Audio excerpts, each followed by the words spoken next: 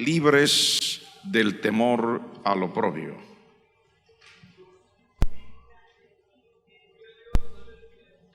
Aparta mis ojos que no vean la vanidad, avívame en tu camino. Confirma tu palabra a tu siervo que te teme. Quita de mí el oprobio que he temido, porque buenos son tus juicios. Padre, gracias por la palabra. Rogamos en este momento que esta palabra que tú nos das salga con el poder de tu Espíritu Santo para romper las cadenas y quebrantar los yugos, desbaratar toda obra del diablo, bendecir las vidas. Danos espíritu de sabiduría y revelación en el conocimiento tuyo y de esta palabra santa. Habla nuestro corazón, enséñanos tu verdad. En el nombre de Jesucristo lo pedimos con acción de gracias. Amén. Por favor, tomen su lugar.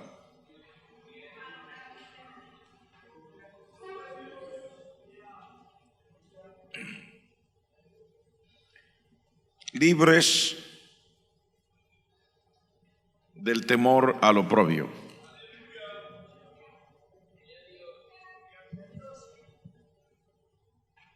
Una de las cosas que más puede paralizar a una persona es el miedo. Aquí temor se traduce como miedo. El miedo paraliza. Muchísimas personas, sin decirlo, sienten miedo. Y uno se aterraría de pensar, porque uno por lo general cree que el miedo se lo inspira alguien más a uno. Pero cuando usted analiza la naturaleza del ser humano, muchas veces el miedo es propio, es interno, es personal. No se lo inspiró otra persona. Sencillamente son cosas de las que no se hablan y con las que sí se luchan. Y allí ha estado presente en la naturaleza del ser humano a través de la historia. Desde que el ser humano cayó de la gracia de Dios, ha luchado con el miedo. Y el miedo es terrible. Tanto puede paralizar el miedo a alguien que cuando Dios le dijo a Gedeón en una historia muy conocida que se encuentra en el libro de los Jueces, Dios le dice a Gedeón: yo quiero que vayas al frente del pueblo y que batalles contra los madianitas, porque yo voy a entregarlos en tu mano y voy a libertar a Israel de este yugo terrible. Se juntó un ejército con él después de que Dios le habló, y dice la Biblia que Dios específicamente le dijo en ese capítulo 7, en el verso 2 y 3, y quiero leérselo al pie de la letra para que usted vea cómo Dios ve a las personas y cómo Dios, que sí conoce, sabe las limitaciones que puede traerle a alguien esta situación tan terrible. Mire cómo Dios dice: y Jehová dijo a Gedeón: el pueblo que está contigo es mucho para que yo entregue a los madianitas en su mano. No sea que se alabe Israel contra mí diciendo: mi mano me ha salvado. Luego en el verso 3 dice: ahora pues haz pregonar en oídos del pueblo diciendo quien tema y se estremezca, madrugue y devuélvase desde el monte de Galaad. Es que es difícil emprender una empresa con miedo. Por lo menos emprenderla y ser victorioso. Por lo menos emprenderla y salir adelante. Usted notará que todos nosotros somos tan azotados por el miedo que aún haciendo cosas que ya sabemos hacer, al momento que nos ponen frente a un público a hacerla, la situación cambia. Y muchas personas, cosas que en su casa o a solas han practicado y lo logran de una manera fácil, al estar puestos. Demos un ejemplo sencillo: un estudiante que sabe bien toda su asignatura y luego le dice el profesor en la universidad: mañana es su presentación. Usted tiene que decirlo, expóngalo. Hay quienes, sabiéndolo todo, en ese momento lloran, sufren, se enferman de los nervios, tienen problemas con su estómago, dolor de cabeza, y es una cosa aterradora pensar decirlo frente a los demás. Pero ¿por qué, si ya lo sé, si lo tengo estudiado, si de memoria lo puedo recitar? Porque le asalta algo que muchos no decimos: miedos que están escondidos en el corazón. Y si uno no vence eso, y no estoy diciendo que es a usted, a todos nos pasa. Yo recuerdo, estaba haciendo la grabación de mi primera o segunda grabación musical que hice, y lo que yo siempre toqué fue cosas muy sencillas, lo que ya me sabía, lo que toda la vida había tocado. Ustedes saben que yo nunca fui un excelente trompetista, sino se me dio por grabar lo que poquito que podía hacer, porque cuando no habían más, pues eso era una cosa estruendosa, maravillosa, teníamos a alguien que podía hacerlo.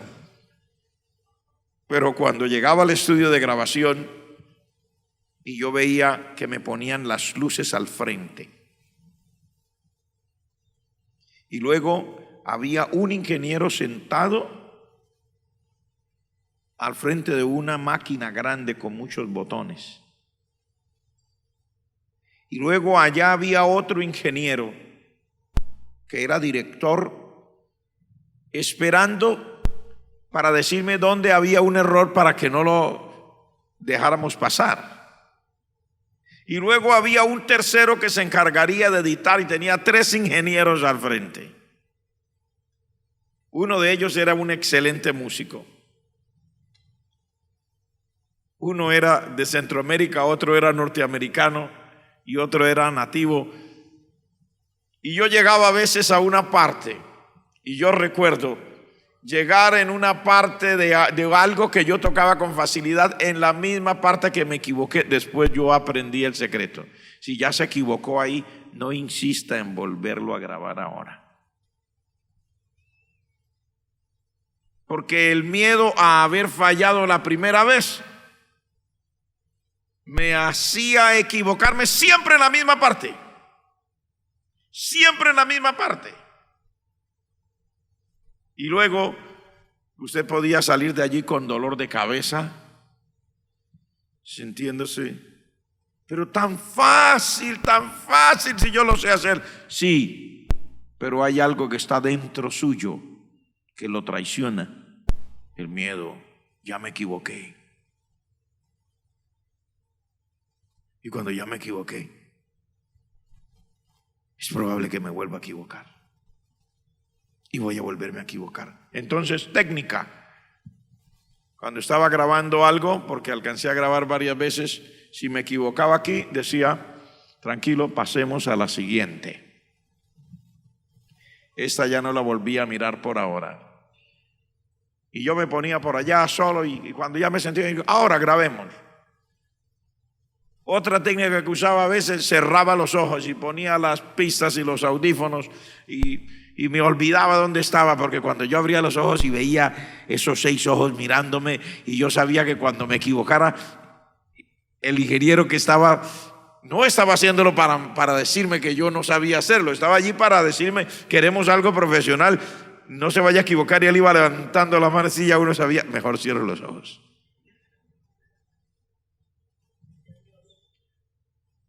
Es algo tremendo. Los miedos asaltan a cualquier persona, pero específicamente la palabra del Señor aquí nos habla en ese capítulo 119, cuando dice: oh Señor, aparta de mí el oprobio que he temido. Quita de mí el oprobio que he temido. Está hablando de algo que es importante, que es una situación terrible para la persona cualquiera. ¿Qué quiere decir oprobio? Bueno, hay diferentes diccionarios y diferentes descripciones, pero cuando uno estudia todo llega a la conclusión de que oprobio quiere decir vergüenza pública, porque oprobio quiere decir infamia, oprobio quiere decir vergüenza, quiere decir humillación, quiere decir afrenta, oprobio quiere decir desacreditar, infamar, pero sobre todo eso se hace público y es donde uno más tiene miedo.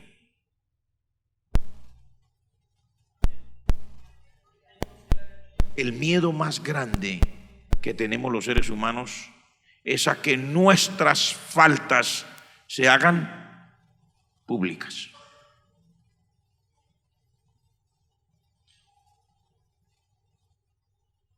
No somos tan fáciles de aceptar o de mirar con naturalidad. Y por eso muchas personas arman alrededor de sí toda una cantidad de cosas y elementos. Incluso personas que creen tener cierto poder no quieren que ni siquiera la gente se entere que están enfermos.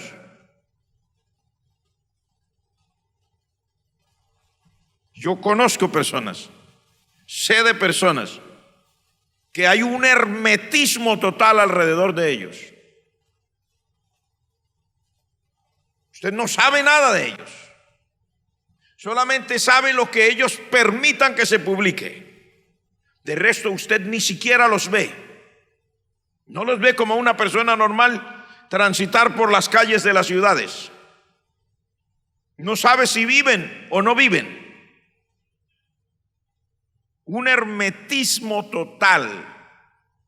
Se rodean de una caparazón que no permita ver quiénes son ellos, porque es lo que más azota a las personas.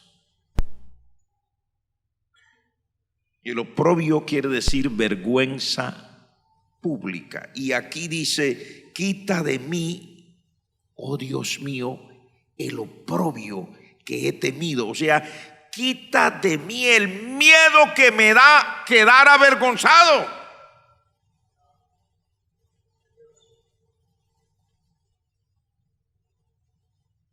Es una buena petición la que encontramos aquí. ¿Cómo perder el miedo a quedar en vergüenza?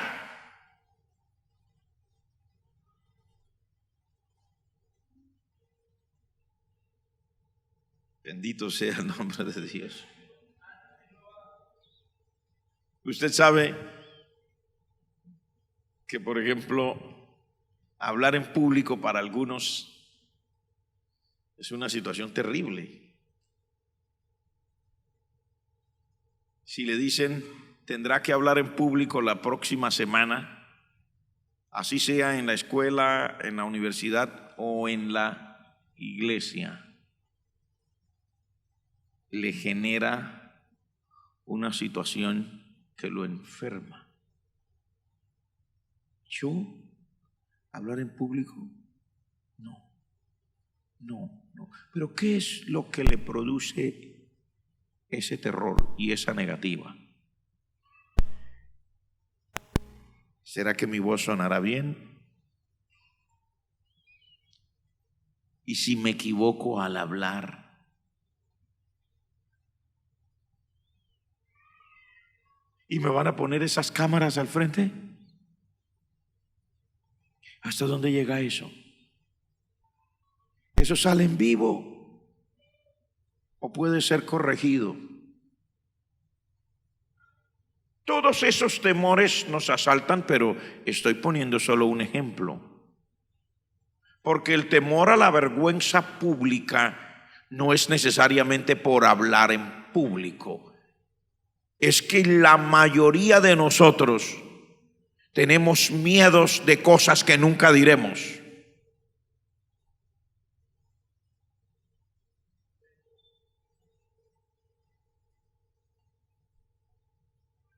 Y que han paralizado a mucha gente. Y han enfermado a mucha gente. No pueden ser naturales. Por eso muchos en sus hogares no hablan. ¿Ha notado usted que los novios hablan más que los esposos?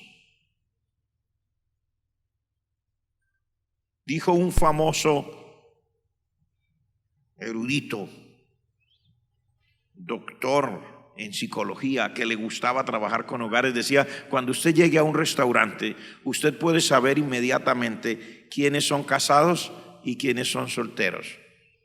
Y si todos son casados, podrá decir quiénes tienen 5 años de casados, quiénes tienen 10 años de casados y quiénes tienen 20 años de casados. Y luego dijo: pero también sabrá quiénes tienen 40 años de casados en adelante. ¿Y sabe por qué? Dijo: los novios hablan de cosas más superficiales y por eso no tienen miedo. Pero los esposos saben que su cónyuge, ya sea la esposa o el esposo, le va a preguntar por otras cosas.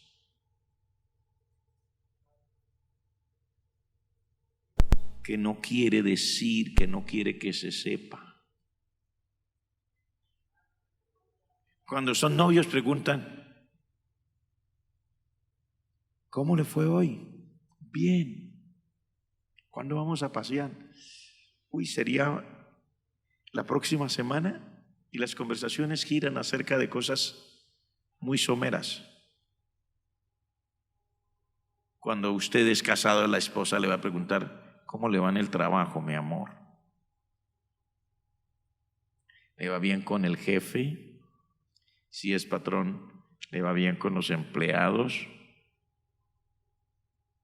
O le va a preguntar: ¿está produciendo bien la empresa? Y si usted le dice: pues mi amor, la verdad no. ¿Y por qué?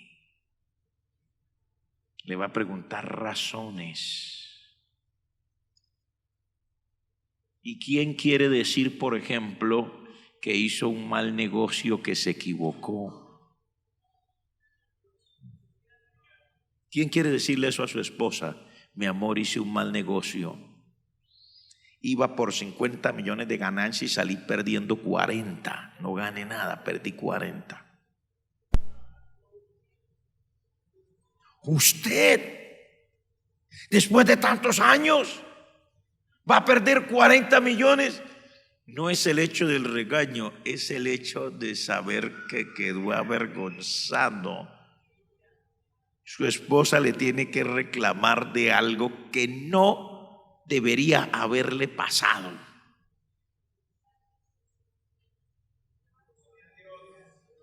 Entonces, claro, los novios hablan bla bla bla bla bla bla bla bla bla bla bla bla, pero los esposos se cuidan al hablar.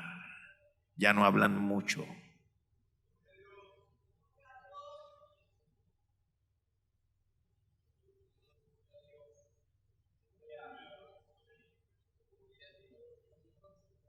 Solamente por dar un ejemplo.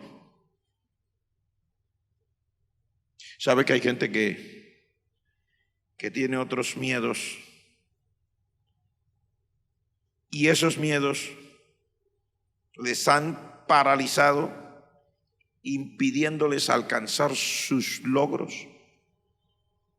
¿Sabía usted que muchas de las cosas que no se hacen realmente no se hacen por miedo? El miedo paraliza a mucha gente y cosas que deberíamos haber alcanzado hace años. En este momento todavía estamos pensando si lo hacemos o no lo hacemos.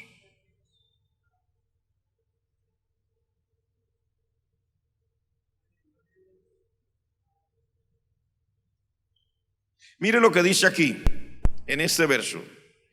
Capítulo 54 de Isaías, en el verso 11, dice: pobrecita, fatigada con tempestad, sin consuelo, el resultado del miedo. Mire cómo lo ve Dios. Y yo ahora le muestro el resto. Pero mire cómo lo ve Dios. Dice: pobrecita, fatigada con tempestad,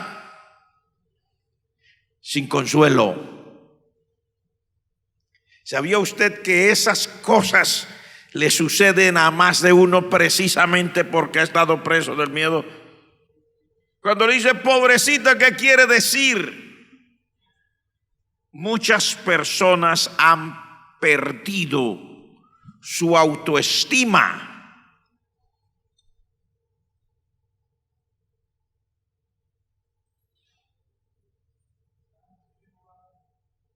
Y mantienen fatigados, cansados, sin fuerzas para enfrentarse a las cosas de la vida. Y mientras usted ve a las personas en esa condición, usted encuentra la razón por las cuales muchos se refugian en tantas cosas en esta vida que son triviales y que son dañinas. Las personas que no son cristianas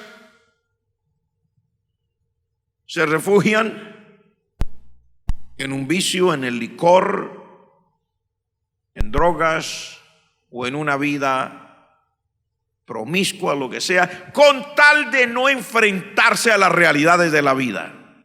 Porque ellos saben que esa vida es falsa, que eso no es cierto. Usted se toma una botella de licor y cuando se le acabe, usted estará sin dinero, estará enfermo o habrá cometido locuras. Y al final de la vida usted sacará cuenta y usted podría decir: yo podría haber tenido 2 casas, una finca, una beca, un carro. Todo se quedó ahí. Pero ¿sabe por qué lo hace? Porque quiere escapar de su miedo. No quiere enfrentarse. Está, como dice aquí la palabra de Dios: pobrecita, fatigada con tempestad. ¿No será acaso eso la razón por la que muchas personas hoy día sufrimos de una enfermedad que es, no sé, es real y es real y es misteriosa? Le llamamos nervios. Sufre de los nervios. Cuando una vez hablé con una persona que es doctor y psicólogo, le digo: bueno, descríbame usted la enfermedad de los nervios, porque yo he preguntado a muchos y yo he estado con psicólogos, con psiquiatras, hablando del asunto, con médicos generales. Y bueno, me dice: sí, es una enfermedad de los nervios, pero yo quiero saber cuáles son los nervios, qué es la enfermedad. Me dijo: la enfermedad de los nervios no existe, me dijo. No existe. Digo: ¿cómo que no existe? Me dijo: no existe. Y entonces, ¿por qué los tratan? Digo: pues pues hay que tratarlo de alguna manera, pero uno no puede sanar la enfermedad de los nervios. Por eso a las personas se les dan una pastilla para que se duerma, otra para que se despierte, otra para que más o menos camine bien y otra para que deje de caminar.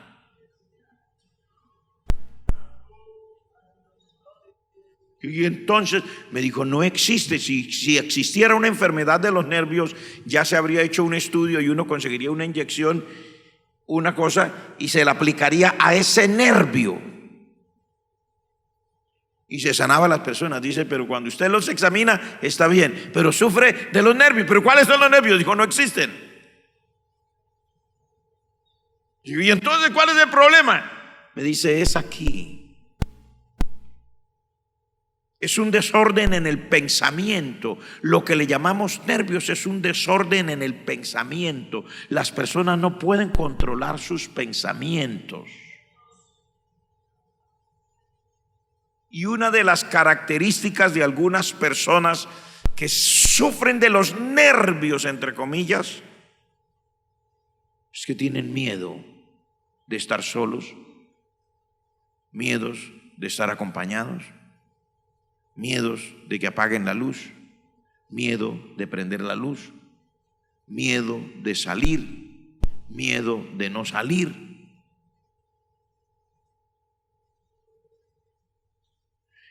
Y comienzan a tener unas situaciones y los doctores lo describen a su manera. Yo no soy doctor ni estoy aquí para hablar de una cosa que no conozco, pero yo he oído a los doctores diciendo y hablando de tantas cosas en las personas. Y cuando las personas logran controlar sus pensamientos, se sanaron. Porque sufría el estómago, pero eran los nervios. Sí, sufría del estómago, pero eran los nervios. Ya se le quitaron los nervios y ya se le sanó el estómago. O sea que no era el estómago, eran los nervios. ¿Pero cuáles eran los nervios? No sé. Eran sus pensamientos. Extraño. Y algunos tienen delirio de persecución. Creen que lo van a matar. Se esconde. Si son casados, tiene miedo de que los deje el esposo o la esposa. Porque eso no es solamente para hombres o para mujeres, eso es un problema común. Sobre todo ahora último. Yo me asombro porque como pastor uno tiene que recibir a cada rato información de personas que están enfermas. Por favor, visítelo, háblele, dígale, haga. ¿Sabía usted que si sus miedos se acrecientan, usted corre el peligro de no poder mantener el control?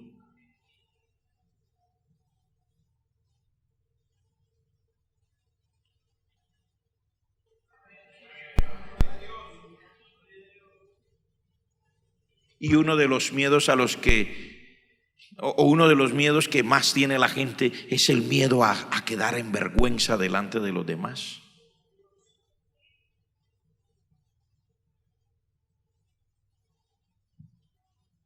Estábamos ayer en una tarea, estábamos en una capacitación, he estado en estos días en capacitación de radio, haciendo unos talleres, unos seminarios.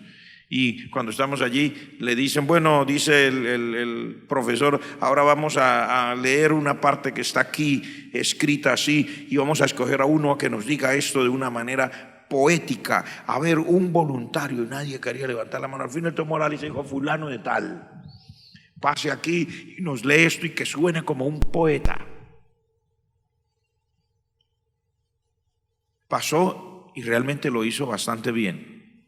Pero lo primero que dijo fue, ustedes me perdonarán, es difícil hacer sonar esto como si fuera una poesía, yo no sé si tengo el estilo. Y tenía una tremenda voz,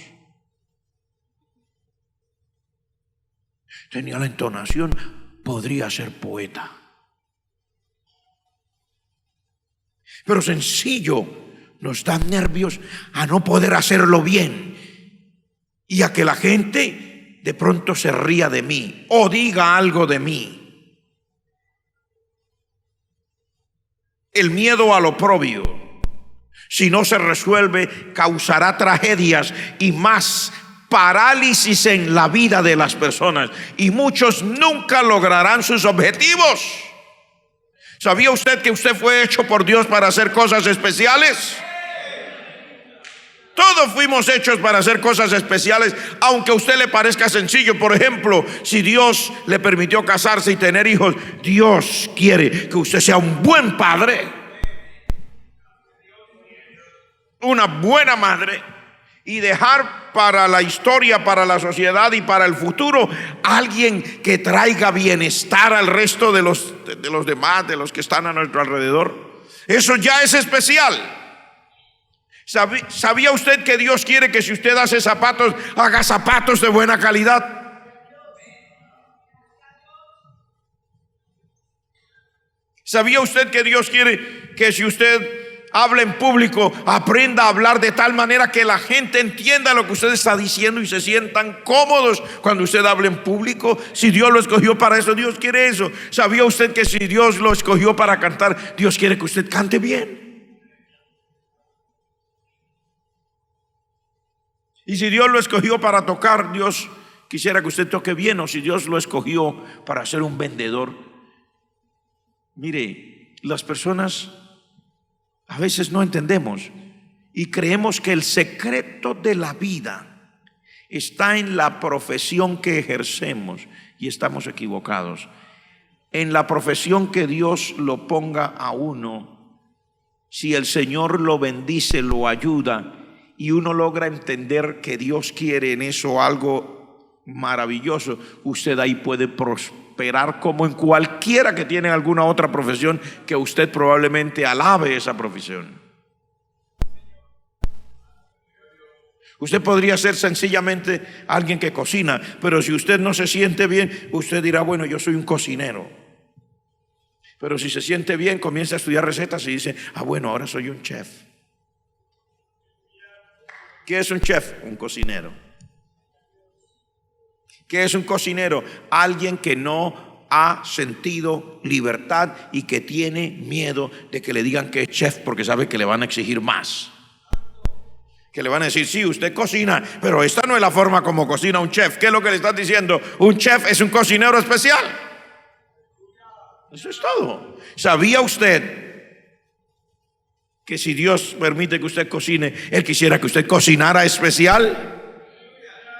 Con eso, Dios le puede bendecir con eso. Hay gente que se volvió famosa mundialmente y la gente quiere tomarse fotos con ellos. Cuando dicen, ¿qué es un chef? ¿Qué es un chef? Alguien que cocina.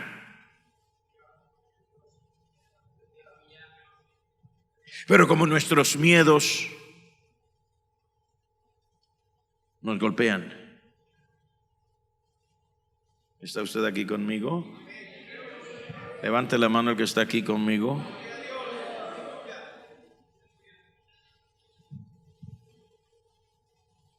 El miedo a la vergüenza pública no solo ha sido por el presente, escúcheme. Muchas personas tienen sus miedos por las vergüenzas del pasado.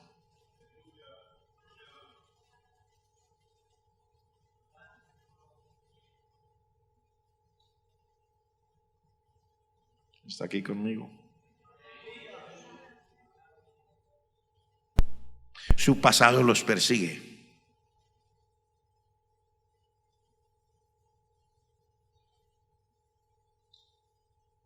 Su pasado no los deja.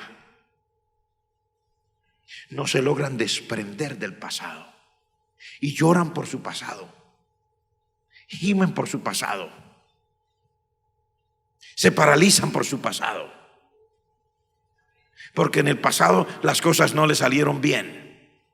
Llámese en términos seculares o llámese en términos espirituales. Llámese en términos morales. Lo que sea, o hablemos de la vida cristiana. Muchos tienen miedo de su pasado. Porque su pasado les traería vergüenza. Se esconden. Hay personas que no se han casado porque tienen miedo. Y no necesariamente miedo a trabajar. No necesariamente miedo a ser capaces de vivir, porque ellos se han dado cuenta que son capaces de vivir. Pero tienen miedo a su pasado, a cosas que probablemente alguien, ay, yo no quiero que alguien se entere de mí.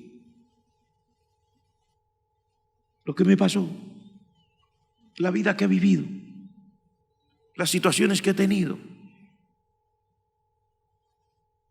No necesariamente en lo moral. Hay gente que tiene miedo de que la gente sepa quién era antes de ahora. Que era un trabajador sencillo. Que era una persona que viene de un pueblecito que no aparece en el mapa. Eso le produce terror. Y yo los he visto en los aeropuertos, en los hoteles. Las personas tienen miedo de decir, yo nací en tal parte. Tiene miedo del pasado. De Nazaret puede salir algo bueno. Y si es de alguna parte que usted cree que las personas de ese lugar son menospreciadas, podría tener la tendencia a no querer que la gente sepa de dónde es. Porque de pronto de allá no puede salir nada bueno. Porque de pronto todo el mundo se ríe de los que vienen de allá. ¿Se da cuenta? ¿Cuántos estamos aquí? Otros tienen miedo de su presente. En el caso, si usted fuera ejemplo bíblico, la palabra de Dios habla de un hombre como Jacob. Su solo nombre ya era una vergüenza. Su nombre era suplantador. ¿Un suplantador quién es? Un delincuente. Alguien que se atribuye cosas que le pertenecen a otro, que no le corresponde a sí mismo. Así era el nombre de él. Como algo así parecido como ladrón, como estafador. Y todos los días lo llamaban. Oiga, ladrón, estafador, venga. Y los hijos, cuando nacieron, ¿cómo se llama su papá? Estafador. Y la esposa, ¿cómo se llama su esposo? Suplantador. Y toda la vida lo persiguió su nombre, porque él hacía como decía su nombre. Él había hecho eso. Engañó a su propio padre cuando el padre estaba ciego. O sea, uno habla de cosas, pero no vaya a creer usted que solo él tiene un pasado. Todos tenemos un pasado, y el de muchos de nosotros no es tan bueno como quisiéramos. ¿Quién que ha mentido quiere que los demás sepan que dijo una mentira? Por eso dice otra para tapar esa.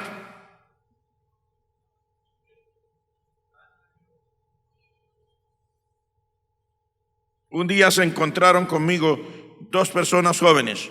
Y digo, a la orden, pastor, necesitamos una ayuda suya, somos recién casados. A ver, cuénteme, ¿qué puedo ayudarle? Nos queremos divorciar. ¿Cómo son recién casados y se van a divorciar? Si cuánto tiene de casado, no nos casamos la semana pasada.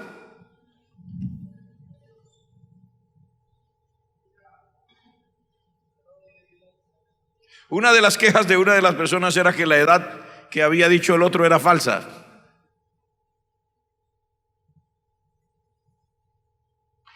Le parecía que su edad era una vergüenza y le tenía miedo a eso. No dijo la realidad. A usted le puede parecer tonterías. Yo no estoy aquí para hablar de ese caso. Estoy para decirle a usted que mire que los miedos del pasado nos persiguen. Y los miedos del presente también. Pero más, otras personas tienen miedo del futuro.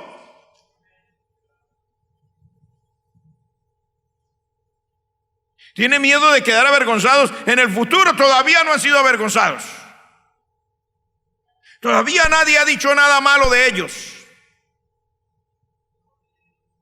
¿Sabía usted que en la vida cristiana hay quienes nunca quieren llegar a ninguna posición? ¿Sabe usted que hay gente que llega a las iglesias y saluda y dice: Dios lo bendiga, hermano? Cuando llegó es rapidito, se terminó el culto y ya se va, y no quiere quedarse nunca por ahí, y no quiere que nadie le hable, no quiere que nadie lo vea, porque de pronto van a hablar de mí. No quiero tener problemas con nadie. Si usted no quiere tener problemas con nadie, pídale al Señor que le dé el tiquete de regreso al cielo. En la vida va a tener problemas.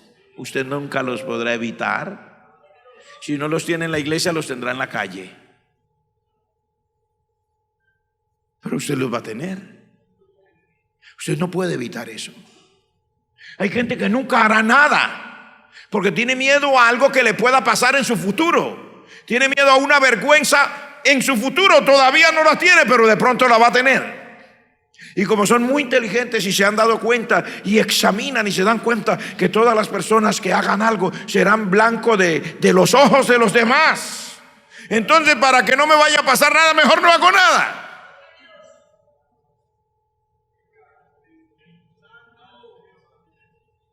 Para que no me vaya a pasar nada, para que no me vaya a pasar nada, yo no haré nada. Me esconderé de la gente, me esconderé del mundo, solamente apareceré para lo necesario. El resto yo quiero hacer alrededor mío algo, una caparazón. Y por eso muchos no emprenderán cosas.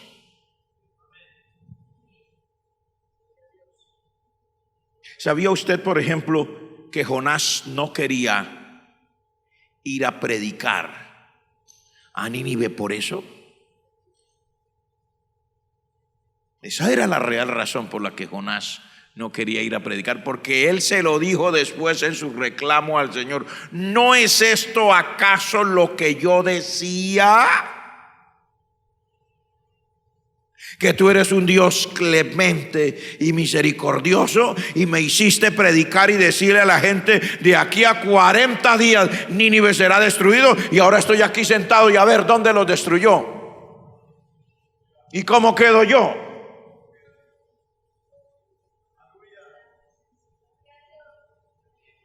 Él tenía miedo de que su reputación se fuera al piso, y se fue al piso.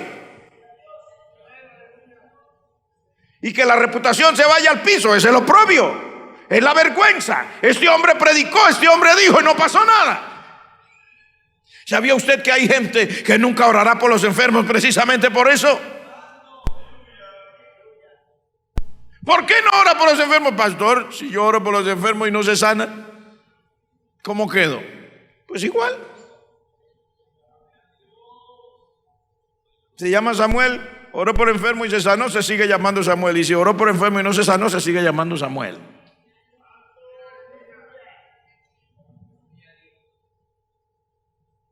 Pero pastor, entienda, yo llamo a la gente y le digo: yo voy a orar por usted y Dios lo quiere sanar. Y yo oré y Dios no lo sanó.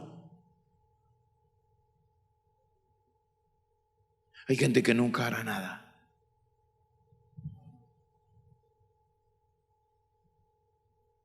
Yo recuerdo que al comienzo era mi propia experiencia también. Cuando yo tenía que orar por los enfermos, yo llegaba a una actividad, me decían: y ahora va a predicar el hermano, predique por favor. Y ya predicaba, ore por los enfermos. Yo oraba por los enfermos y terminaba de orar por los enfermos y le decía: hermanos, ahora cierre los ojos, dele gloria a Dios y váyase para su puesto creyendo.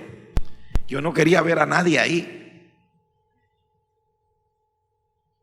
Yo digo: si Dios lo va a sanar, que se dé cuenta por allá y que lo diga desde por allá.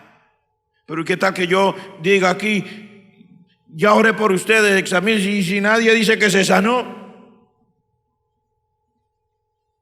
¿Cómo quedo yo?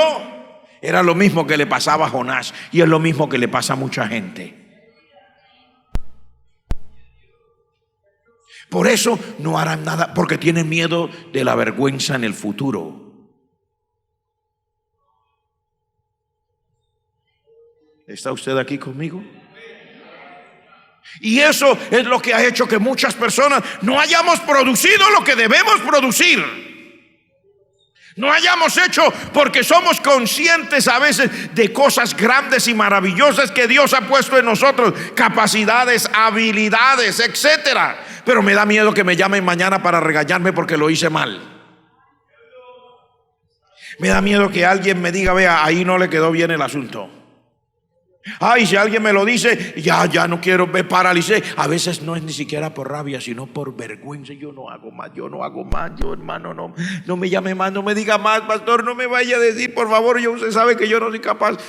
Mentiras, usted sabe que sí es capaz. Lo que pasa es que ya se sintió avergonzado y no quiere volverse a sentir avergonzado.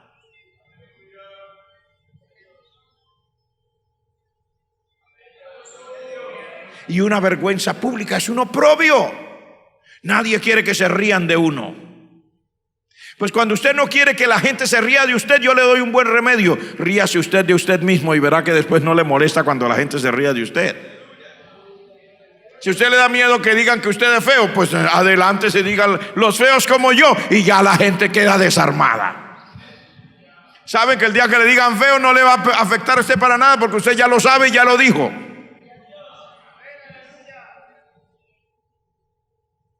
No sé si me entiende lo que le quiero decir.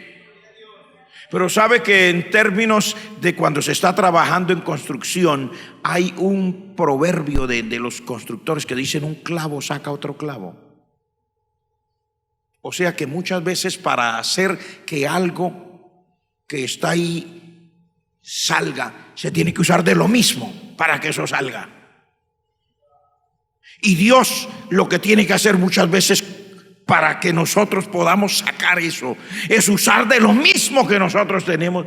¿Tiene miedo de ser feo? Entonces dígalo: soy feo. Y ya no tendrá miedo de ser feo, porque ya lo dijo.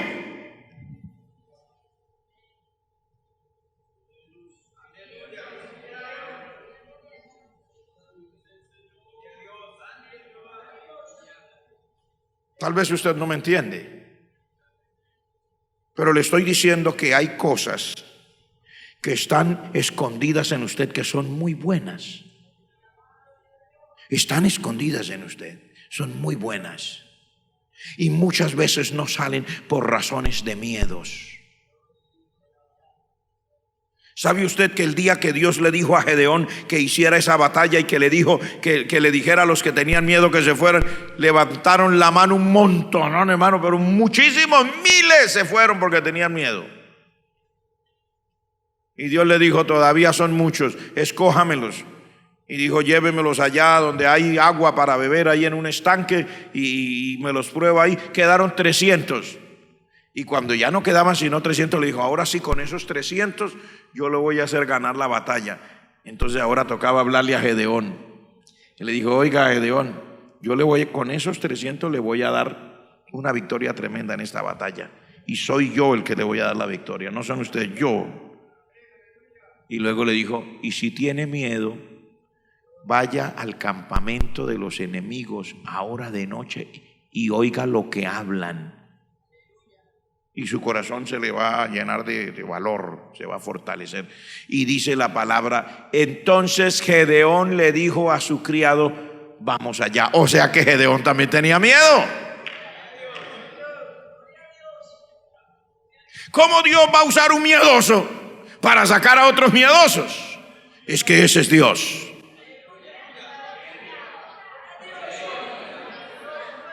¿Sabía usted que usted es útil aunque usted cree que no es útil? ¿Qué estaría pensando Gedeón? Me tocó votar a todos esos porque tienen miedo, y ahora ¿yo qué hago? Si yo tengo tal vez más miedo que ellos. Dios le dijo: pues si tiene miedo, vaya. Mire lo que Dios le dijo: si tiene miedo, vaya allá. Entonces dice: entonces él se levantó y le dijo a su criado: vamos. En otras palabras dijo: sí, yo tengo miedo. Porque se necesita llegar a un punto en el cual Dios puede obrar en mi vida. Hoy no es un mensaje de esos que usted dice, me están diciendo cosas extraordinarias. Es un mensaje de confrontarme con la realidad interna que yo vivo.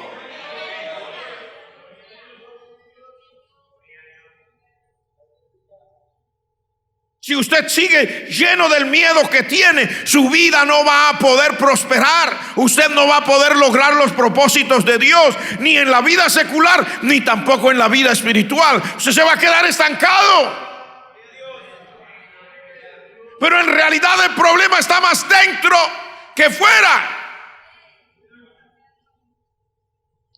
Si Dios, por ejemplo, le pusiera a usted como me puso a mí, me dice, yo quiero que tú seas pastor.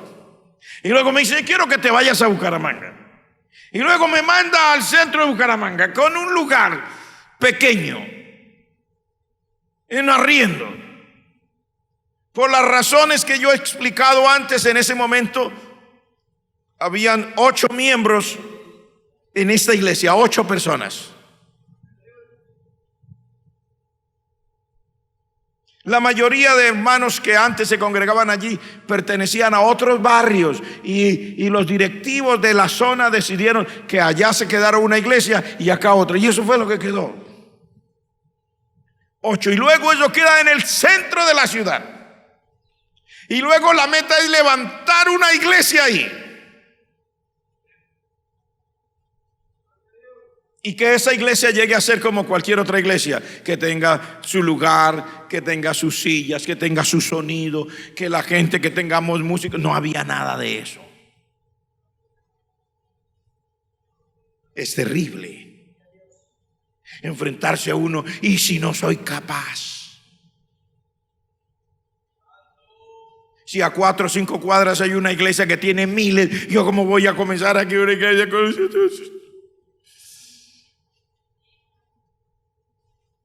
Y cuando uno tiene miedos escondidos, no querrá hacerlo. Yo le doy gracias al Señor que en algún momento Él obra en el corazón suyo y en el mío también. Y en algún momento yo le dije a la iglesia, los que están de ese tiempo sabrán, si no quedan no importa. Yo le dije a los que estaban, le dije, hermanos, esto es como cualquier otra iglesia. A los demás Dios los bendijo, a nosotros también nos bendecirá. A los demás Dios le dio un metrico de tierra para hacer una casa para Dios, a nosotros también nos dará. A los demás le dio un micrófono, a nosotros también nos dará. A los demás están haciendo, a nosotros también nos dará, porque somos una iglesia, somos hijos de Dios. No somos más, pero tampoco somos menos. Somos hijos de Él. Vamos a ver qué pasa. Esforcémonos y miremos a ver qué pasa. Yo recuerdo cuando estábamos en la construcción de este lugar aquí, este que está aquí, llegó un momento en que el hermano que me estaba ayudando dijo, pastor, ¿por qué no nos detenemos ahí? Porque no, en el fondo no hay más dinero para seguir. Y yo entiendo eso. Y yo dije, Dios mío, es verdad, no hay más dinero. Así que yo le dije al hermano, pues hermano, pues si no hay más dinero, ¿qué vamos a hacer? Dije, sin embargo, deme un chance. Ahí quedan como unos bulticos de cemento y hay unos ladrillos y ahí hay una arena. Pues no hay más plata, pero por lo menos hay eso. Deme un chance. Voy a decirle a los hermanos que son a los que se les paga, a los constructores, el resto éramos voluntarios, que si quieren trabajar así, es probable que no haya dinero para pagarle esta semana. Si quieren trabajar así, pues trabajemos. Y peguemos esos ladrillos de cemento y cuando ya no haya nada, pues ahí, ya. Y recuerdo que vinimos ese lunes a trabajar. Y yo recuerdo que habíamos, en acuerdo con los dueños del local vecino, habíamos quitado esa pared y por ahí entraban los materiales. La puerta allá al frente estaba cerrada y nosotros aquí trabajando. Al mediodía llegó el primero. Llegó con su motocicleta allá y dijo, pastor, hace días yo había hecho una promesa al Señor de un dinero para esto, pero no había tenido, pero Dios me proveyó y vengo a traerlo. Yo dije, aleluya, ya habrá para comprar 2 bultos más de cemento. Y después llegó aquel hombre que siempre les he dicho, llegó aquel hermano allá y se puso a hablar conmigo allá y su aspecto era tan extraño que yo con mi sombrero de trabajador de construcción, mis botas y todo, no me conoció y yo le hice señal a la gente, no le diga que aquí está el pastor. Porque yo no sé qué es lo que quiere. Y el hombre esperó y esperó hasta que se fue. Y cuando ya se fue, unos hermanos que estaban arreglando allá algo en las cerchas: pastor, necesitamos pintura porque se acabó. Yo le dije al hermano Oscar, que estaba trabajando: mire, de lo que dejó el hermano que vino al mediodía, baje y vaya, mire cuánto hay y entréguele a los hermanos para comprar pintura. Y él me dijo: ¿y por qué no le damos de lo que dejó el que se acabó de ir? Y yo le dije: ¿pero de dónde? Dijo: ¿qué es lo que digo? Yo dije: ¿pero qué dejó? Y entonces me dijo: aquí. Y me tiró así, ahí estaba ya subido arriba. Y yo estaba por aquí en la mitad. Y yo vine y recibí un paquetico. Y comencé a contar: 100,000, 200,000, 300,000, 400,000, 500,000, 1,000,000, 1,200,000, 1,300,000. Cuando yo estoy contando, solté la risa, porque yo casi le digo que se vaya. Yo lo veía tan extraño que yo me sentía tentado a decirle: ¿por qué no se va? Que necesitamos trabajar. Me incomoda su presencia. Así como está, no se ve como yo quiero verlo. Y luego yo ahí, recostado contra ese poste, me reía y contaba el dinero. Y le dije: pues sí, démosle de aquí. Pero los miedos terribles. Teníamos miedo, es la verdad, teníamos miedo de que no fuéramos capaces de seguir y terminar. Gracias a Dios que por encima del miedo dijimos ese día: tenemos miedo que no podamos terminar, pero vamos a ir, peguemos el último ladrillo, peguemos. Y nunca se detuvo, y aquí está el lugar. Pero dar ese paso de pasar por encima del miedo que siento es muy terrible. Yo me aseguré y llamé a los que sí había que pagar. Le dije: ¿ustedes están dispuestos a trabajar y que de pronto no haya para pagarle lo que ustedes trabajan esta semana? Porque ya no hay plata. Y bueno, gloria a Dios. Y luego, cuando ya habíamos hecho todo esto y estábamos ahora haciendo lo último en esta segunda fase de la construcción, estábamos allá. Yo estaba en un viaje misionero y llamé al tesorero, y el tesorero me dijo: pastor, ya estamos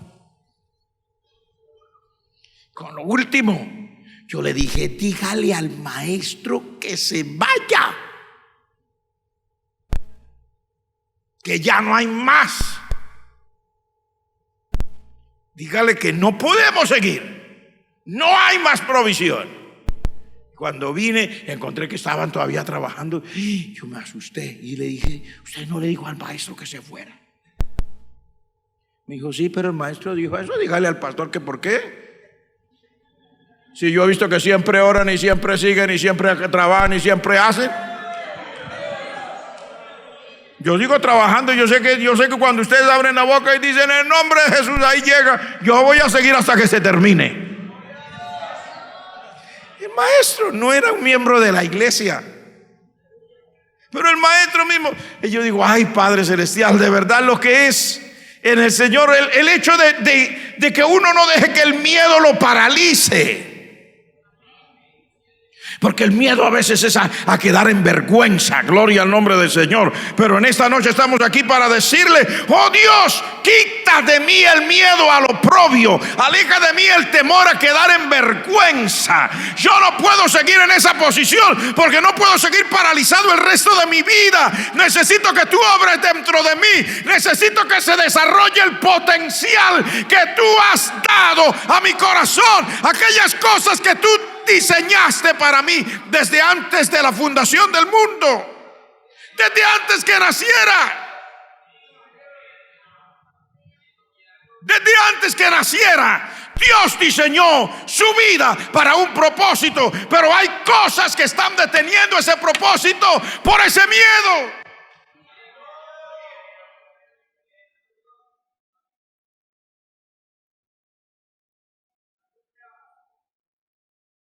Un día un pastor iba a salir a un viaje misionero y él me lo contó. Me dijo: y ya estaba armado el grupo. Y una hermana, madre de una de las niñas o señoritas que venían en ese viaje, le dijo: pastor, usted me responde que usted me entrega a mi hija así enterititica, sanitititica, buenititica, así que usted la ve, pastor, ojalá en mejores condiciones, y usted me garantiza. El pastor se quedó mirando y dijo: yo no le garantizo nada. no le puedo garantizar nada. Si usted quiere que ella vaya, haga una carta, fírmela y comprométase a que usted envía a su hija de su propia voluntad y que usted está clara que no sabemos si su hija regresa o no. ¡Ay! ¿Usted se atreve, pastor, a decir que toda esta gente vaya sin garantías? Le dijo, sí, porque el Señor a mí nunca me garantizó nada. Él me dijo, id por todo el mundo y predicad el evangelio a toda criatura. Nunca me dijo si regresaría. Si no me dijo a mí que regresaría, ¿cómo le voy a garantizar yo a usted que su hija sí va a regresar? ¿Cuántos aviones no se caen? ¿Cuántos carros no se accidentan? ¿Cuántas personas no tienen problemas en el camino de salud? ¿Quién le garantiza? Nadie. Así que yo no le garantizo por su hija. Entonces mi hija no va. Y no fue. Pero todos los demás que fueron regresaron. Después dijo, yo hubiera sabido que te iban a regresar bien, yo hasta dejo ir a mi hija. Pero suponiendo que le hubiera dicho que sí y no hubiera regresado. Tenemos miedos. Pero Dios quiere en esta noche que perdamos el miedo a las vergüenzas, perdamos el miedo a aquellas cosas que nos pueden ser sin que nosotros estemos propiciándolo.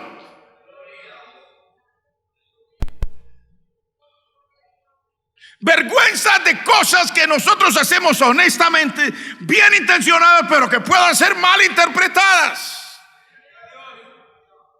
Porque cada persona tiene derecho a pensar. Cada persona tiene derecho.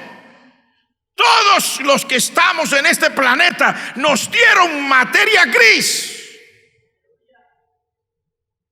Tienen derecho a pensar. Y déjelo hablar, porque para eso le dieron lengua, para que hable. Podrán decir de usted, pero sabe una cosa, los propósitos que Dios tiene con cada persona, si la persona se pone en las manos del Señor, Dios los cumplirá sin importar lo que digan los demás. Es usted el que tiene que perder el miedo. No son los demás, es usted el que tiene que perderlo.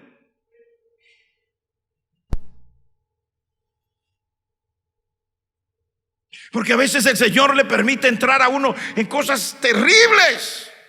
Usted sabía que yo me volví traductor en referente a cuando estaba predicando, de traducir de un idioma a otro. Usted sabía que yo me volví traductor por obligación. Yo nunca pensé en mi vida que algún día iba a traducir un mensaje. Invitamos a un predicador que no hablaba inglés. Y también invitamos a un traductor que podía entender bien el español y lo pasaba al inglés. Ay, qué maravilla, esa campaña iba en gloria. Y luego al tercer día me llama el traductor y me dice, pastor, lamento decirle que esta noche no puedo ir. ¿Cómo? No puedo ir esta noche. ¿Pero cómo no me va? Usted me dijo que sí. Me dijo, sí, pero ahora me toca decirle que no. Dijo, pero usted no puede hacerme eso. Me dijo, yo lo lamento. Yo pertenezco a otra iglesia y mi superior me llamó y me dijo que necesito ir a una reunión a otra parte el resto de esta semana. Yo le dije, la campaña, dijo, pero usted no se lo dijo a su superior. Me dijo, sí, pero él me dijo, bueno, está bien, usted tiene un compromiso allá, pero usted es de allá o de acá. Allá son 3 días, aquí el resto de su vida. Pastor, lo lamento, no puedo. Ay, Señor, a esa hora yo salí a buscar los únicos 2 que yo sabía que podrían hacerlo. Y llegué donde el primero. ¿Podría usted por favor ayudarme? Tengo una emergencia. Lo lamento, tengo un compromiso. Si me hubiera dicho a tiempo, pero ahora tengo un compromiso. No puede ser, ayúdeme. Lo lamento, no puedo. Yo dije, Padre, haz el milagro, Dios mío. Voy donde el último que me queda. Y voy donde el último que me queda. Y le digo, por favor, hermano, era otro pastor, hágalo por mí. Quedó mirando y me dijo, yo quisiera hacerlo por usted, pero no puedo. Tengo un compromiso.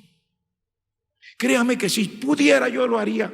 Pero no puedo, tengo un compromiso. Pero por favor, ¿yo qué hago? Ay, hermano, yo lo lamento. Pero el otro vino desde otro país, se le pagaron pasajes internacionales, está aquí. Pastor, qué vergüenza decirle que no, pero no puedo. Yo venía, era la 1 de la tarde cuando llegué a la casa, me dolía la cabeza, me hacía así.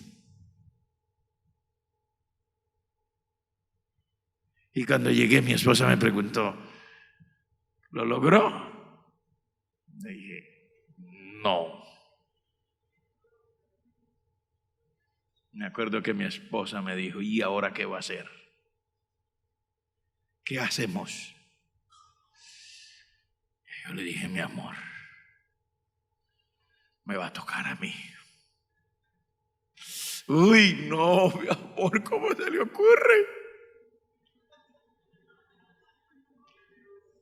Yo recuerdo que a veces estaba yo comenzando en aquellos tiempos y a veces tenía que parar la predicación 2 o 3 veces para preguntarle a los hermanos en su propio idioma cómo se dice una cosa que tiene así, que tiene un mango de madera, que lo de acá es de hierro, que se usa para pegarle a las puntillas, para que las puntillas, martillo, ay sí, tenía que seguir martillo, eso es, y seguía predicando y de pronto llegaba, y cómo se dice una cosa que se pone así de la llave del agua y es de plástico y se estira así y uno por ahí sale el agua, manguera, ay sí, manguera y siga. Y yo dije, ahora, y mi esposa tenía razón, dijo, ay, no me diga que usted va a traducir.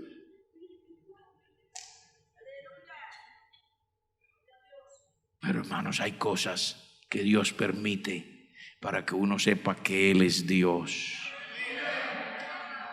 Que no es que usted quiere o no quiere, sino que Dios lo diseñó desde antes para meterlo en un problema, porque solo saldrá de él cuando se meta.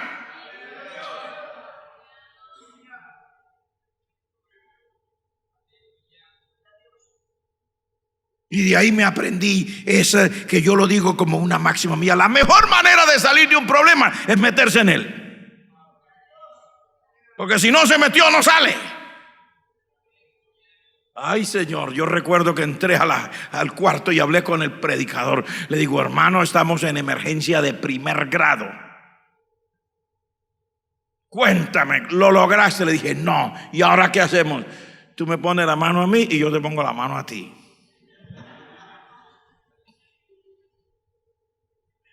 Y tú ahora, Señor, pon todo el inglés en el cerebro de este hombre, Padre Celestial, porque Dios mío, si no es...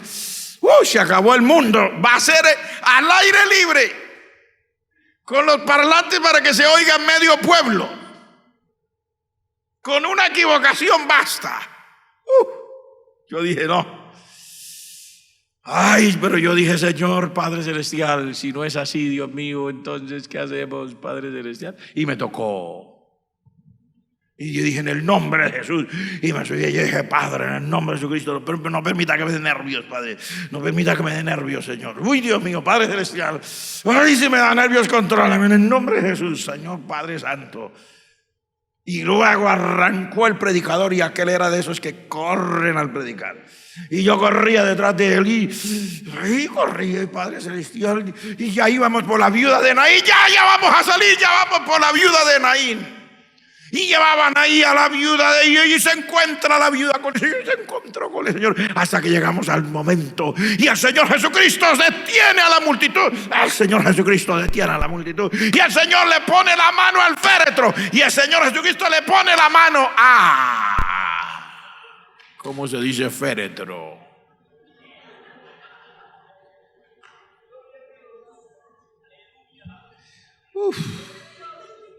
Pero Dios es bueno, Dios es misericordioso, Dios es grande, Dios es real.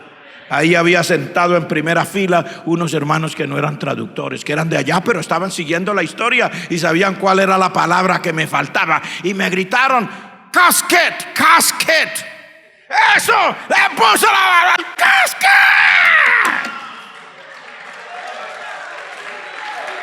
Gloria a Jesús. Resulté traduciendo una campaña. No es que yo me sienta el traductor, pero si toca y no hay más, Bendito sea el Señor. Porque si hay otro que lo haga mejor, que lo haga. Pero si no hay otro, ya va a tocar hacerlo. Y si pasamos alguna vergüenza, es mejor hacer algo con un poquito de vergüenza que no hacer absolutamente y tener una total vergüenza. Levante la mano el que entiende lo que le quiero decir. Dios quiere sacar de usted ese potencial grande que lleva en su vida para ser un buen padre, para ser un buen hijo, para ser un buen ingeniero, para ser un buen arquitecto, para ser un buen empresario, para ser un buen cristiano, para ser un buen predicador, para ser alguien que Dios lo pueda usar.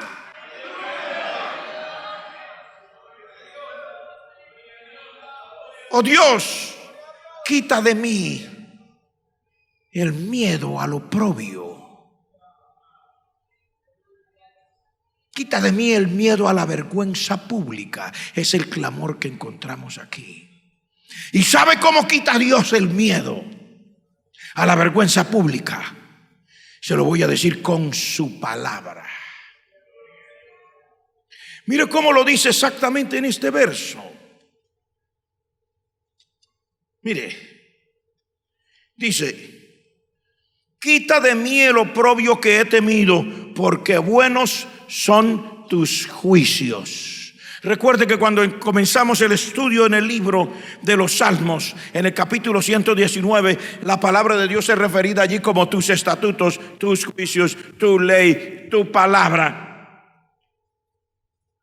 Y son sinónimos de palabra de Dios. ¿Cómo quita Dios el oprobio y sobre todo el miedo a ese oprobio, el miedo a esa vergüenza? ¿Sabe cómo lo quita? Con su palabra. Porque buenos son tus juicios. Cuando usted y yo comemos palabra de Dios, la palabra de Dios rompe las cadenas del miedo, porque el miedo no es de Dios.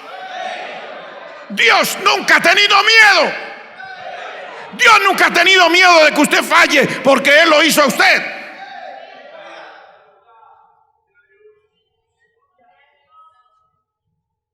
Se lo digo otra vez: Dios nunca ha tenido miedo de que usted falle, porque Él lo hizo a usted. Y Él sabe cómo lo hizo. Tanto así que una vez fueron por allí los hijos de Dios a una reunión en el cielo y se coló el diablo. Y el diablo dijo: oiga, ¿usted qué hace aquí? Dios le dijo al diablo: ¿usted qué hace aquí? El diablo dijo: no, por ahí dando vueltas, mirando a ver qué pasa. Dios le dijo: oiga, ya que tantas vueltas da, ¿no ha visto a mi siervo Job? Y armó, hizo una apuesta. Dios hizo una apuesta. Le dijo: se lo presto un poquito. Porque el diablo le dijo: quítele lo que tiene y verá cómo lo maldice. Dios le dijo: mire, es hijo mío, yo lo conozco, ahí se lo presto. Quítele lo que tiene y verá que él todavía sigue siendo hijo mío. Y la Biblia dice que le quitó todo lo que tenía. Y cuando llegó el diablo por allá, después de sudar y sudar a ver cómo... Llegó y le dijo al Señor: se lo dije, ahí está mi siervo.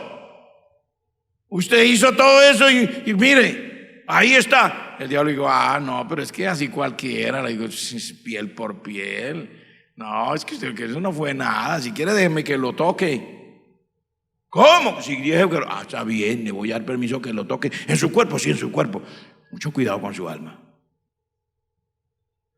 O sea, su vida, no se meta con él. A ver, se lo presto. Mire, en un solo piecito el hombre gana. Y el diablo dijo: listo, trato. Negocio hecho, y se fue. Y dice la Biblia: le cayó una sarna maligna a Job. Se rascaba con un tiesto. Ya no tenía nada. La mujer le dijo: maldice a Dios y muérete. Los amigos vinieron a consolarlo y no lo conocieron. Por 7 días se quedaron callados. Por cierto que fue la mejor parte del discurso de los amigos, haberse quedado callados 7 días. Y luego los 7 días comenzaron a acusarlo y acusarlo, y el hombre, y en medio de las acusaciones, y dándose con un tejo allá hasta que sacaba sangre y la piel se le caía a pedazos. Y el diablo ya se brotaba las manos y dijo: Job, ahora yo quiero que me traigan un cincel de hierro, traigan una piedra grande, voy a escribir unas palabras que quiero que todo el mundo las sepa, yo quiero que esto quede para la historia. Y el diablo decía: ahora sí, con todos estos ataques y como está echando sangre. Y se alistó, dijo: hazme una fiesta, que ahora sí nos ganamos esta apuesta. Y resulta que el hombre dijo: yo sé que mi Redentor vive, y que en mi carne he de ver a Dios. Después de deshecha mi carne, mis ojos lo verán, no otro. Yo lo voy a ver. Él vive. Dios sabe de qué material lo hizo usted. Dios sabe que usted no es flojo. Puede ser que se haya hecho el flojo, pero en el fondo usted no es flojo. Usted se ha hecho el flojo, pero en el fondo no es flojo. En el fondo usted aguanta. Usted está hecho de un buen material. Digo, usted está hecho de un buen material. Dios no lo hizo a usted para fallar. Dios lo hizo a usted para triunfar. Dios lo hizo a usted para ganar victorias. Dios lo hizo a usted para terminar su carrera. Pero hay que perder el miedo. No le tenga miedo a la vergüenza.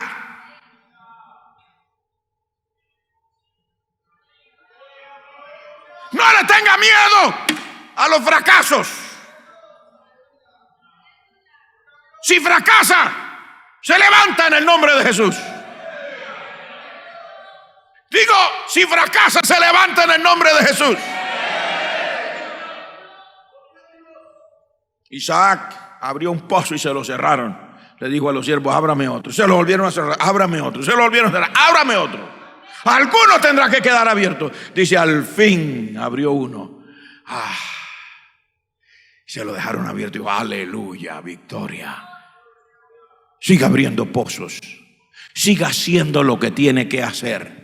Aunque se le cierren los pozos que abrió ayer, hoy es otro día. El ayer ya pasó. El mañana lo espera. Dios es fiel a su palabra. Dios con su palabra. ¿Sabe por qué con su palabra? Se lo voy a decir. Porque la palabra de Dios dice, oiga lo que dice la palabra de Dios: la fe viene por el oír, y el oír por la palabra de Dios.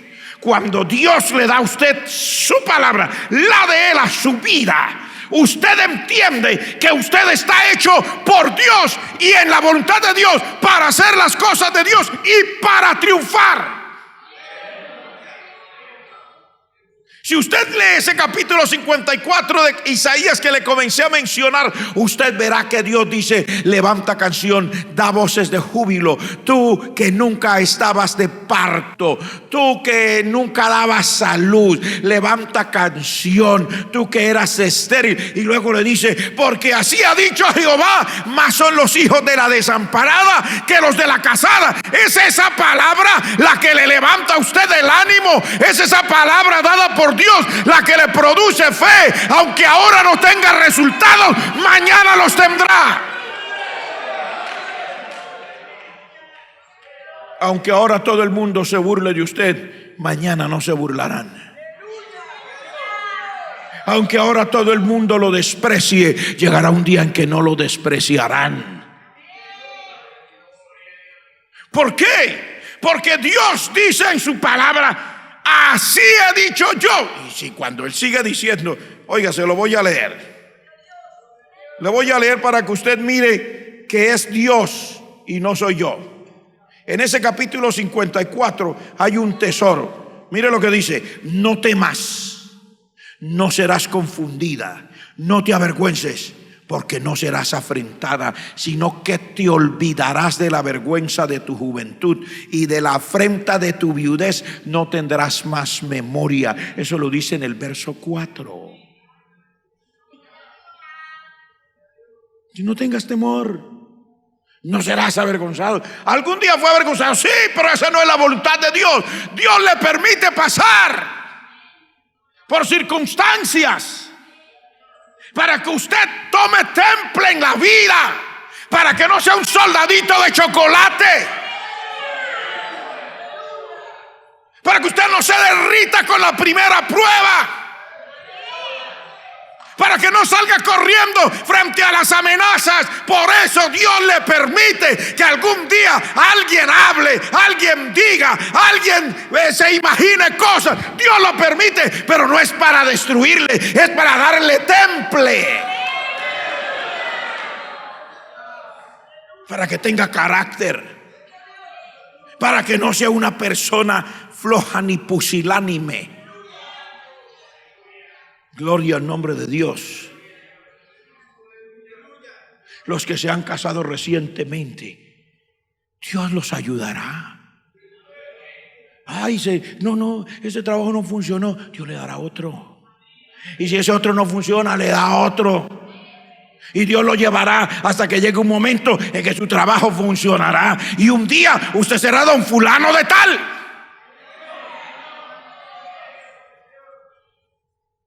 Sí, señor. No porque usted tiene orgullo, sino porque Dios permite todas las cosas para darle una forma, porque Dios tiene propósitos con su vida.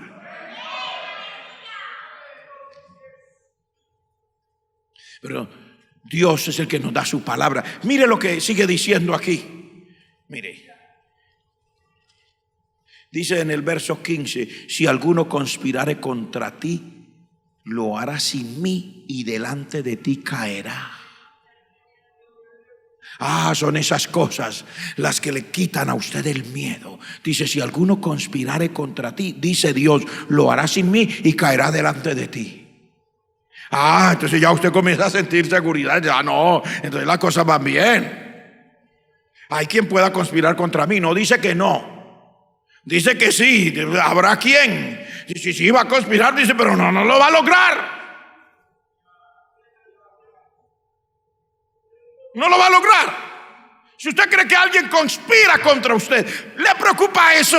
La vida ha estado llena de conspiraciones a través de la historia. Déjeme decirle que aquel que está en las manos de Dios, no hay conspiración que lo vaya a destruir, si de verdad usted está en las manos del Señor. Levante la mano el que entiende y dice: amén, sí, pastor, yo sé que voy a salir adelante. Usted va a salir adelante. Usted ha sufrido de nervios,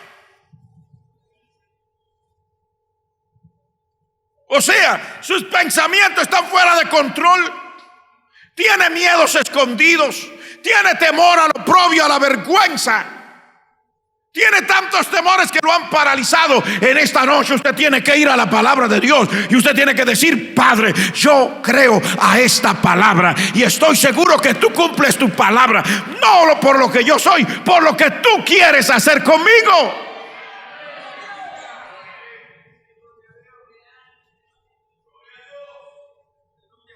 Gloria al nombre de Jesús. Dios nos trajo hoy para quitarnos los miedos. Sobre todo el miedo al oprobio, sobre todo el miedo a quedar avergonzado. Dios es fiel a su palabra. Mire lo que sigue diciendo. Mire: ninguna arma forjada contra ti prosperará.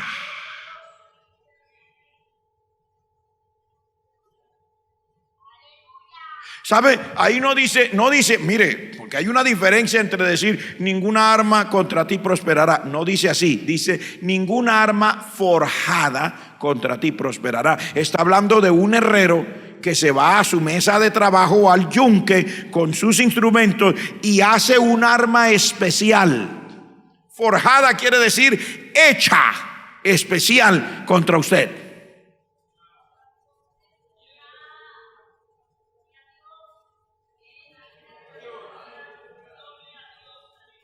Ninguna arma que hayan hecho especial contra usted va a prosperar. ¿Quién lo dice? Dios lo dice. No importa, la gente se imagina, hace cosas, forja armas. Sí, pero no solo contra usted, no se sienta víctima. Todos los seres humanos somos blanco de lo mismo. Porque vivimos en un planeta lleno de gente a cual más no cabemos.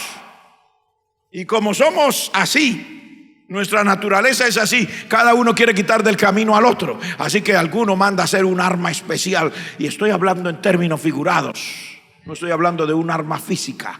Estamos hablando de cualquier cosa que se le ocurra a otro armar contra usted. Dios dice: no prosperará. ¿Por qué no prospera? Usted es un hijo de Dios, usted es una hija de Dios, usted está en el programa de ayuno, usted está en el programa de oración, usted está en el programa de intercesión, usted come palabra de Dios en la mañana, come palabra de Dios al mediodía, come palabra de Dios antes de acostarse. Usted viene a la casa de Dios y usted quiere recibir la palabra del Señor. Usted abre el corazón y usted le dice: Dios mío, dame la palabra que yo necesito. Por esa palabra nadie logrará destruirlo. Pierda el miedo, nadie lo va a destruir, lo dice Dios.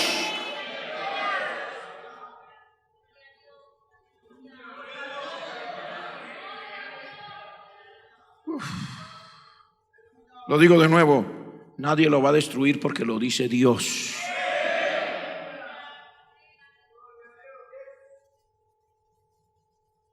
Despreocúpese. Si usted le sirve a Dios, usted no va a ser destruido, ni una enfermedad lo va a destruir. No, usted va a estar aquí vivo hasta que Dios quiera. Punto.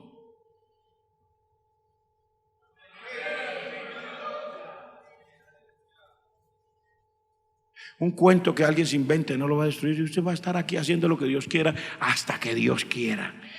Ponga su mirada en Él, no oiga a la gente, oiga al Señor. Que la gente no tiene todo el poder. El Señor sí dice: yo tengo todo el poder. ¿Qué más dice Él? Dice: toda lengua que se levante contra ti en juicio, tú la condenarás. O sea, está hablando de si alguien inventa una cosa. ¿Cuántas veces no ha acontecido? Mire, a José, una mujer que se enamoró de él, le inventó un cuento para acabar con él. ¿Prosperó eso? Aparentemente sí, cayó a la cárcel, de la cárcel salió para el trono. Mientras usted sea fiel a Dios, Dios le va a librar del temor a la vergüenza, del temor al oprobio. Pero para eso, iglesia, tenemos que volver a la palabra y tenemos que volver a la presencia del Señor. Para eso, creyente, usted tiene que olvidarse un poco de los entretenimientos humanos, de los entretenimientos de esta vida, de las cosas carnales, y dedicar más tiempo a la palabra de Dios y a buscar el rostro del Señor, porque el Dios al que le servimos está para ayudarnos. Cualquiera de ustedes que entiende esa palabra, esta noche vamos a orar.